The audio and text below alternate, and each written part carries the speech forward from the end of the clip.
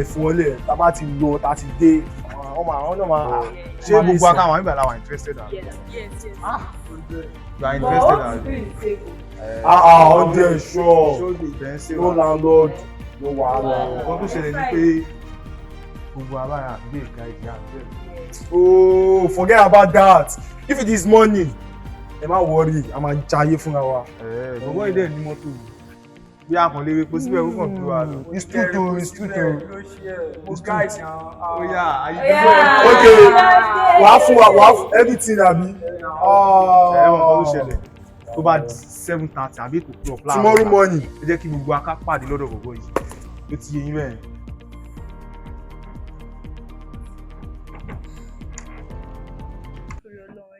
Why you say no? Why would they behave like that? I'm gonna tell only my girl. See anyhow. Bọ́ sẹ́yìn jàre ṣó wáyé náà. Ẹ ti ṣe máa bá mi tí wọ́n. Ọ̀gá bọ́ sẹ́yìn èmi máa jókòó sí wájú. My children, ẹ̀yin ọmọ mi. Ṣé mo lè bá yín sọ̀rọ̀? Fún bàbá ìlú ká máa lọ jàre. Ẹ ní change mi ẹ ká sọ. Níbo lẹ ń lọ? Zero dúdú. Bàbá mẹ́sàré yàtọ̀.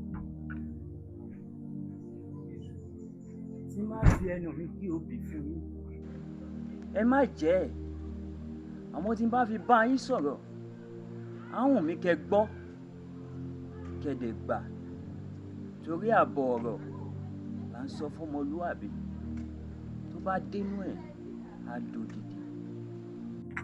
Ibi tẹ́ ń lọ lónìí kò fààyè gba ayọ̀, ìdùnnú àbí à ń dá ọ̀wẹ́kẹ̀. Àwọn mi kẹ́ padà sílé sọ́dọ̀ àwọn òbí yín.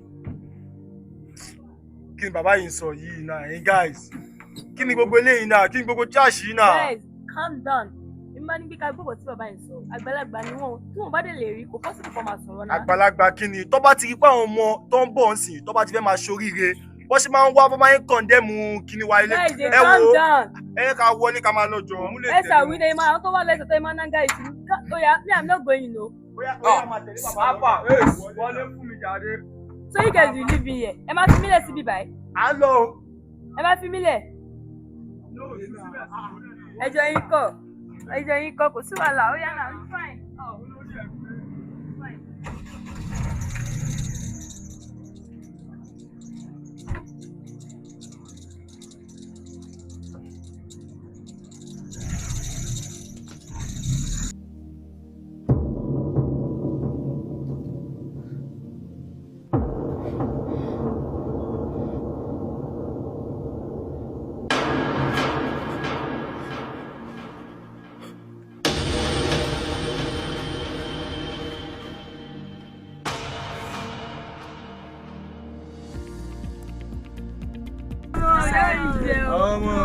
Guys, ẹ dúró yẹn. Ẹ kí n sáré ṣílẹ̀kùn fún mi kí n ṣí gate. Múnà ká máa wọ́n fún gate náà.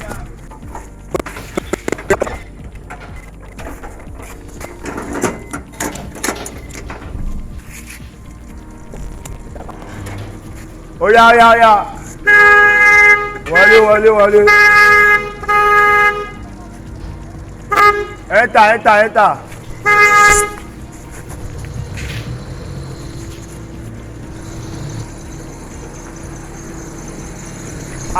Má gbá mi náà bọ̀bọ̀ yìí. Má gbá mi náà, kí ló ṣẹlẹ̀?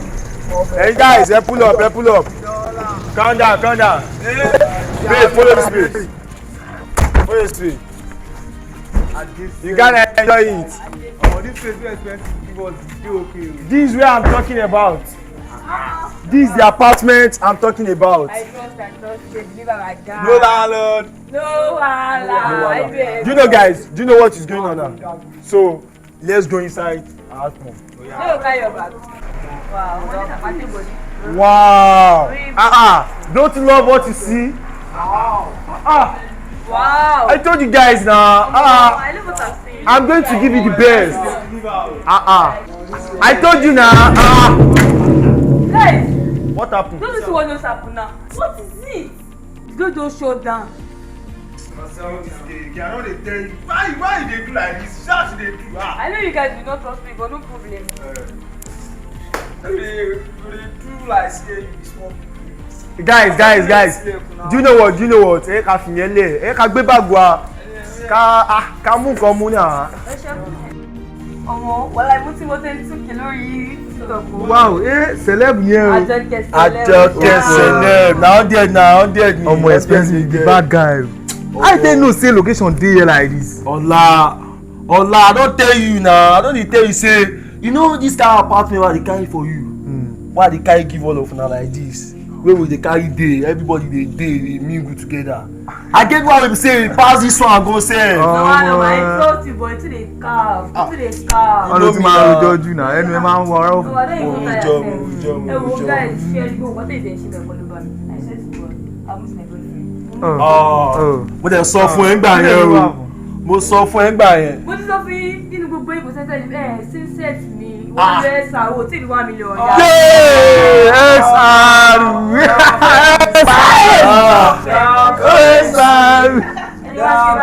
Babe, ma.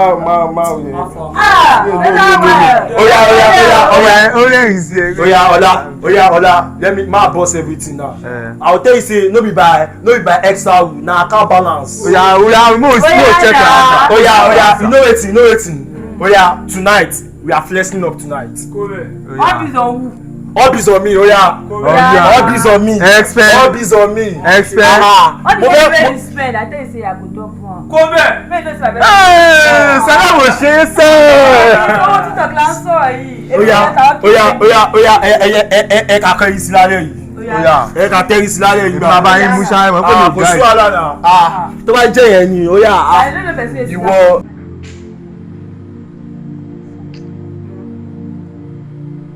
Guys, also, everybody were bored nabi. Everybody come were busy pẹ̀lú phone. Me, I'm tired. I'm bored. Kí ló ṣẹlẹ̀? Ṣé kò yẹ kó tutù lálùjọ? No, now, Kò kí n pẹ́ sí lóòótọ́. let's stop there. You guys stop this now. And then mama she be big. Hey, money suggestion, but it's like, I can play game. Abi, there's one game. I swear to God, you guys will love the game. I swear to God. The game name is Truth and Dare. Go, mama. What about you? You better get on with police. Hey, guys. So, like, are you interested? Ṣé game ṣá? Yes, game. And I promise guys, you're gonna love it. Exactly. Yeah, it's fine. You know it's recorded and now. You guys are not even giving me attention. No, yeah. Guys, let's. Mo bá sí ẹ̀mí sọ̀rọ̀ níjọ. Still, then back there. Big life buy ye. 20 doses, no number. So guys, where should we start from? Let's start from you. Let me start from you. We are looking everybody. My telephone now. This is money we should be on the big. Yeah. So, truth or dare? Truth. What I want to ask you? There's one particular girl that he told me about. But one guys don't want the street and say ask girl out and get up no. I connect me or they put about 20 to me get my bath. So, na. She na true say don't do the get road. You know that girl we get full package, you know na. Mo tẹ̀sí mo truth náà kò sí question mo lè ṣe. Mo ti yàgẹ̀. I don't catch you, I don't catch you. Mo ti fọ́tọ̀. Ẹ bẹ́ẹ̀ tẹ̀ ẹ̀ tẹ̀ Ṣé o dẹ̀ sọ fún mi jọ yẹn pé. Èmi ò sọ. Ṣé na only month? Ọmọ tó yẹ kó ní ẹgbẹ́ Ẹ na. Ó ti là bẹ́ẹ̀. Kémi kọ́ fi mọ́ kọ́. Yeah, it's your turn. Your turn. My turn. Yeah. Alpha, give am bad one. Hey, guy.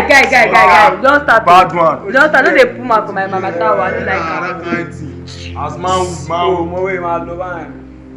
Kọ́ tí máa fún ẹ kò lọ fún àná mo wí kiri. Mo kí mi lè bẹ̀rù Mo tẹ́lẹ̀. fẹ́ kó kí n díẹ̀ like tó díẹ̀ face. Díẹ̀. Kí n díẹ̀ Yes. sórí. Máa fẹ́ kó one kiss guy. Chopper. get level. Mo kọ́ wọ́n a fuck up now. We dey fuck up. Orí tí mo ti rẹ́kẹ̀ kalẹ̀.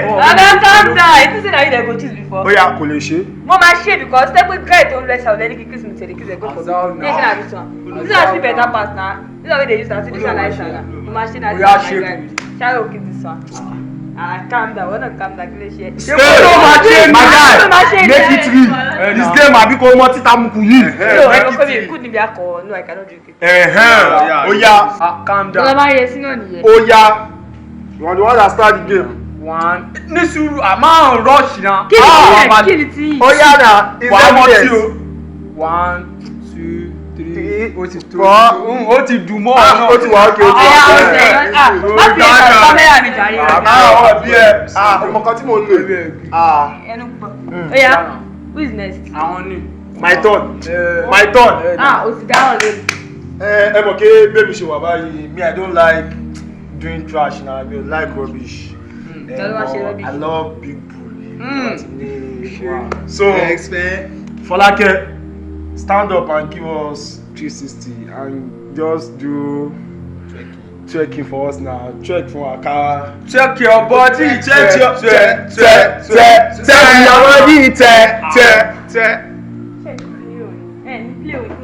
Oh yeah,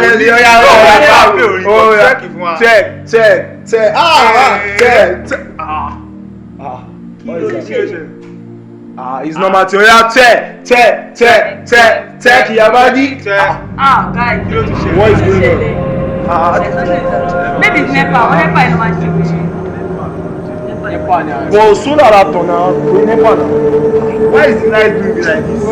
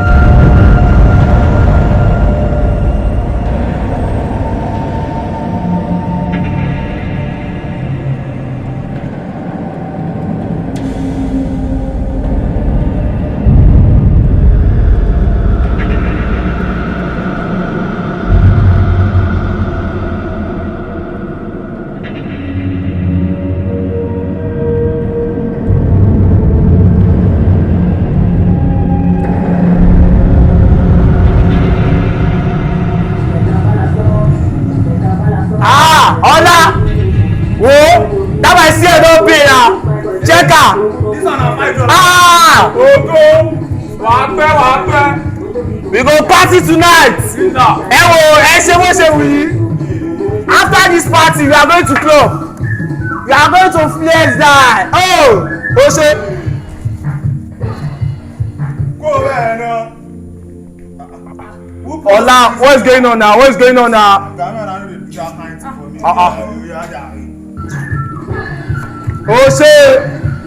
Party! You gonna flex. Oh yeah, make it tea. Baby. Have it. Mama, we go die here. Now you go die good. You gotta die here.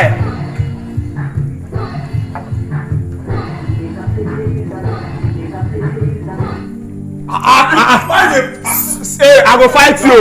Why they do like this? Send call my fear don't pay. I call the best. Don't be me the boss now. You see say we are playing. Down again now. Now don't start with that though. Oh shit.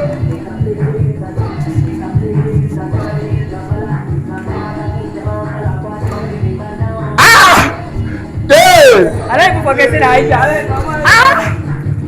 You there for the money?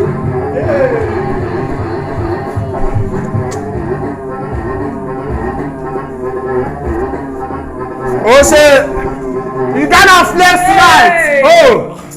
I go fight you. Who be that now? Who be that? Who you pause that music?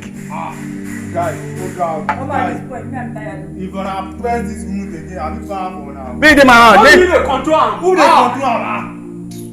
Oh yeah, play am. No dey shout for me. Omo, ije ẹ ti lọ se When I stop this, I don't start to. No play again. No play. Take. Where's Anna? You go see now. What's going on? Kí ló ṣẹlẹ̀? Yeah! Bí dáadáa bí bá fẹ́ lugi, à ń fẹ́ kù ni.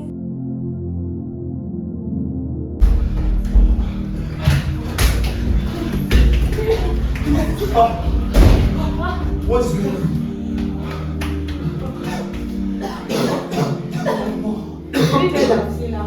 Yes, I told you guys that we are better than that. Something is not somewhere. What you guys don't want? No, it's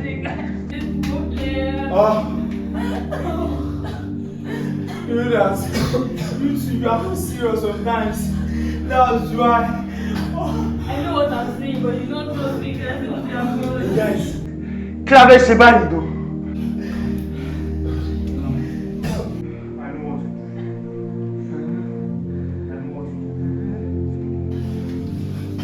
I know what to do.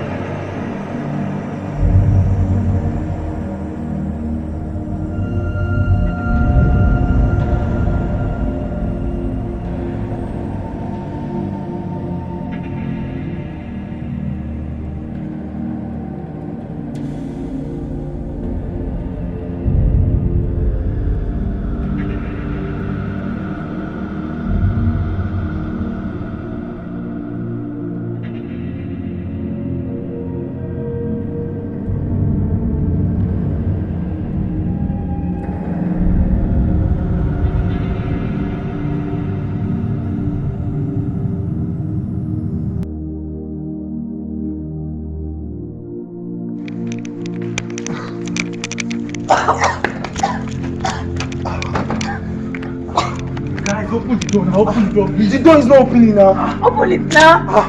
It's not opening now. Where did you guys earlier? I said that something is not solved. Just show that yourself. You guys don't believe me. Let me ban me. Please, how can we do it? I bet the one is stopping you guys. It's left to you guys. Maybe you are the one shouting. You okay? You are the one shouting. Joke. You don't have problems. I don't have any problems. You just know how you open the The only door. solution we I'm have telling you, there. see. What are you trying to tell me? Are you guys okay? You guys don't even listen to yourself.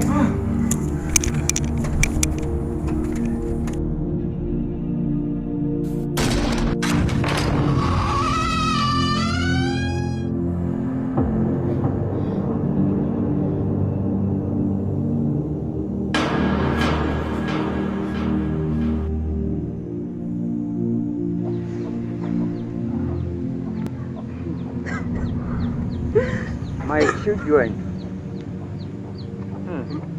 ẹ̀yin ọmọ mi, I congratulate you for your safety. Though it's a pity, you already lost two of your closest friends. Folake, we don't plan it this way. Their issue appear to me like what Yoruba normally say. Pé ajá tó bá máa sọnù kò ní gbọ́ fèrè ọlọ́dẹ.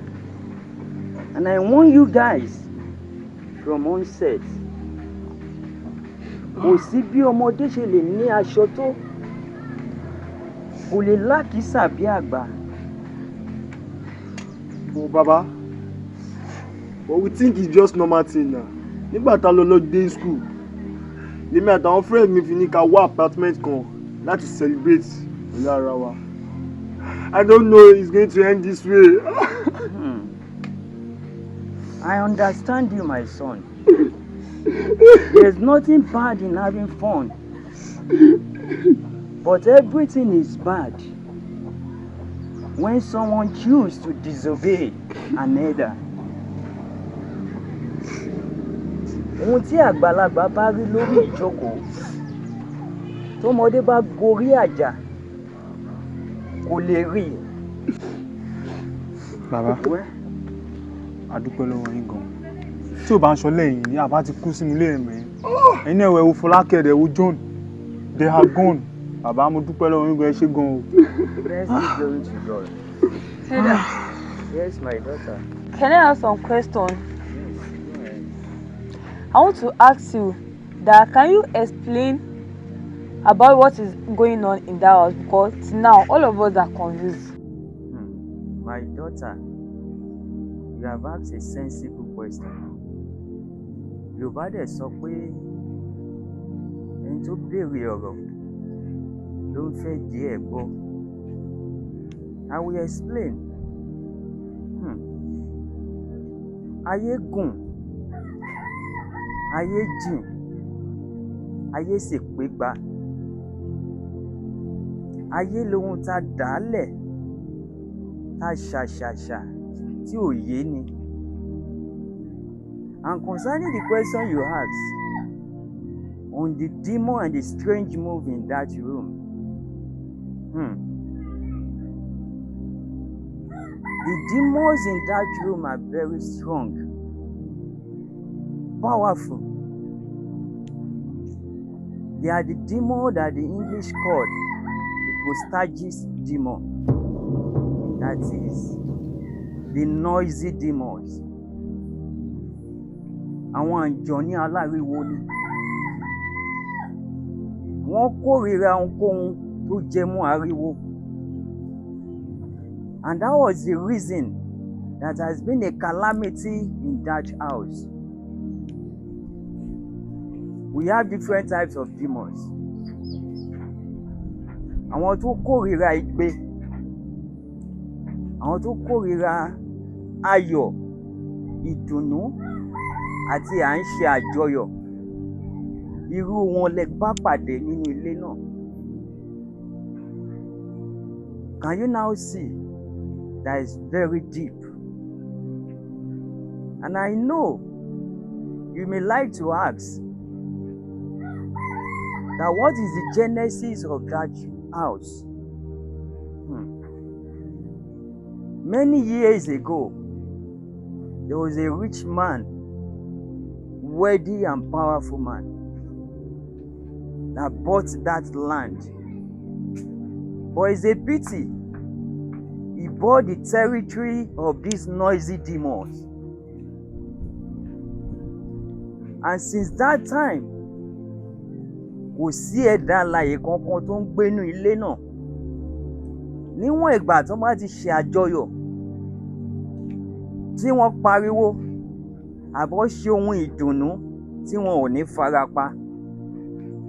And that was the reason why you guys face a calamity in that same house. So you can see, when you guys are warned, it will have been better you hearken to the voice of the elders. But the error has been taken. There is no remedy. But I still appreciate God for your life. At least you survived. And not by your power. If not for the prayer of your parents àdúrà òbí ló kó yín yọ. Àdúrà òbí ló kó yín yọ. And you remember I told you that day that don't embark on this journey. Go back home and meet your parents. But you took my word for granted. Can you now see the repercussion of being disobedient? Postergeist demon is real. They are strong, powerful. Wọn kì í kú. Wọ́n dẹ̀ ń bí sí, wọ́n ń rẹ̀ sí, gẹ́gẹ́ bí àwa èèyàn náà ṣe ń bí sí tá à ń rẹ̀ sí. Elédùà nìkan ló lè ṣẹ́gun. My children, can you now see the genesis of the house and the repercussion of being disobedient? If not for the prayer of your parents.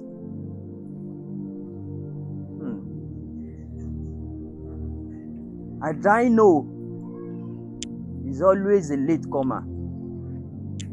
Ìgbẹ̀yìn ọ̀rọ̀ làbámọ̀ máa ń wà, kò ń ṣáájú ọ̀rọ̀.